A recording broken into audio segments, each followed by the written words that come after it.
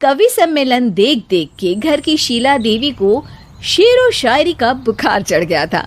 अब वो सीधे मुंह किसी को जवाब ही नहीं देती थी। उनके पति और उनका बेटा तो काम करने घर से बाहर चले जाते थे और उनकी शायरी झेलनी पड़ती थी बहू रेणु को। अब सास बोलती नहीं, अर्ज करती थी, संदूक पे रखी संदूक, संदूक में रखे झुमके, बहू झुमके निकाल के दे मेरे, कहाँ लगा रही है ठुमके। माँ जी, झुमके तो आपके निकाल दूंगी मैं, लेकिन आपके दिमाग से ये शायरी का भूत कैसे निकलेगा? छोटे लोग नहीं समझेंगे, शायरी है शौक बड़ा, तू अपने काम से काम रख, मेरे काम में मत टांग अड़ा। शौक अलग बात है, लेकिन हर चीज में अपना शौक डाल देने से जग हंसाई हो सकती है सासू माँ। अरे मैं हूँ एक नंबर कलाकार, कोई ऐसी वैसी बला नहीं, तुम घर के कामों में उलझी, समझोगी मेरी कला नहीं। ठीक है माँ जी, आप नहीं समझती तो कोई बात नहीं, लाओ मैं आपके झुमके ही निकाल कर दे देती हूँ। बहू सास के झुमके निकाल कर देती है और वहाँ से चली जाती है।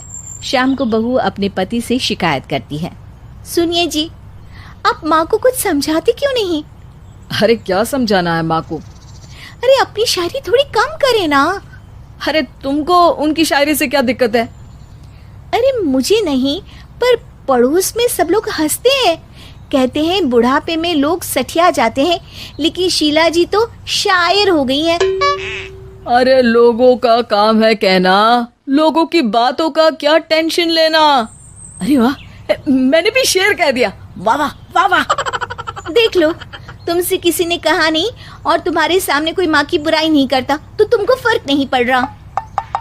अरे तुम खामखा की बात का बतंगड़ बना रही हो। चलो चाय बना कर ले आओ मेरे लिए, साथ पियेंगे, कोई ढंग की बातें करेंगे। रेणु चाय बनाने लगती है। पहले वो अपने पति को चाय देती है, फिर सास को और आखिर में अपने ससुर को। लेकिन वो देखती है कि ससुर जी कुछ परेशान से हैं। क्या हुआ ससुर जी, कोई बात हो गई है क्या?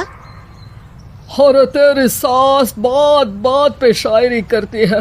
कल मैंने पूछा कि खाना खाया तो तेरी सास ने क्या जवाब दिया पता है? अरे गलती की और आरोपी ने कोड़े खा लिए फटाफट, खाना तो नहीं पर पकोड़े खा लिए झटाझट। अब बता क्या जवाब दूं इस बात का? वो तो सभी से शायरी में ही बात कर रही हैं, मुझे भी समझ में नहीं आता कि क्या करूं मैं। बेटा उसको उसी की भाषा में जवाब देना पड़ेगा। मैं तो आम बातचीत में भी उसके सामने कुछ नहीं बोल पाता, शायरी में क्या बोलूंगा भला। ससुर ने जैसे ही कहा कि उसको उसी की भाषा में जवाब देना पड़ेगा, बहू को ये बात जच गई। अगले ही दिन वो शायरी की कुछ किताबें लेकर आई और शायरी की प्रैक्टिस करने लगी ताकि सास को उन्हीं की भाषा में जवाब दे सके। उसने दिन रात एक कर दिए। एक दिन सब साथ में बैठकर टीवी देख रहे थे, तभी रेणु सबके लिए बिरयानी बनाकर लाती है, लेकिन सास को बिरयानी भाती नहीं। कौवा करता काऊ काऊ, चिड़िया बोलती ची ची, इतना खराब बिरयानी बनाई है कि मुंह से निकले छी छी।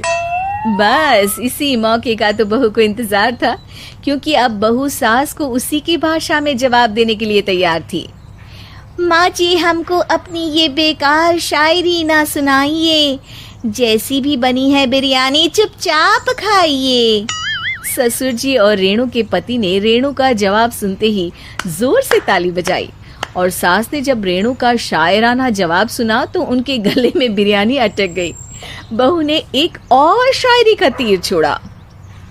शायरी में बहू के सामने सास हो जाएगी ढेर, क्योंकि सास मारेंगी एक शेर तो बहू मारेगी 1.25 शेर। सास को छोड़ के सब वाह वाह करने लगते हैं। आज पहली बार सास को नहले पे दहला मिला था और रेणु ने सास का मुंह चुप करा दिया था।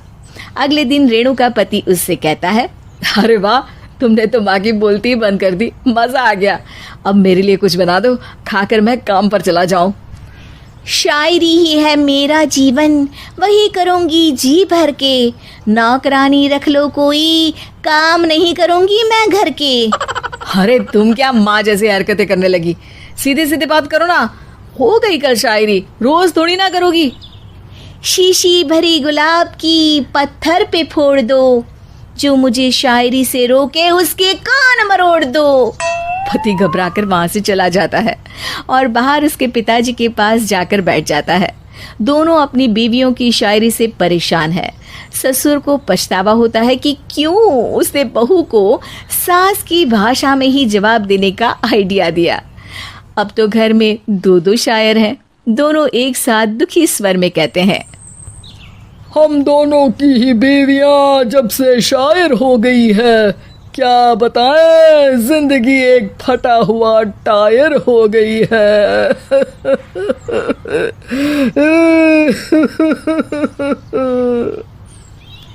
हम दोनों की ही बीवियां जब से शायर हो गई है, क्या बताए जिंदगी एक फटा हुआ टायर हो गई है।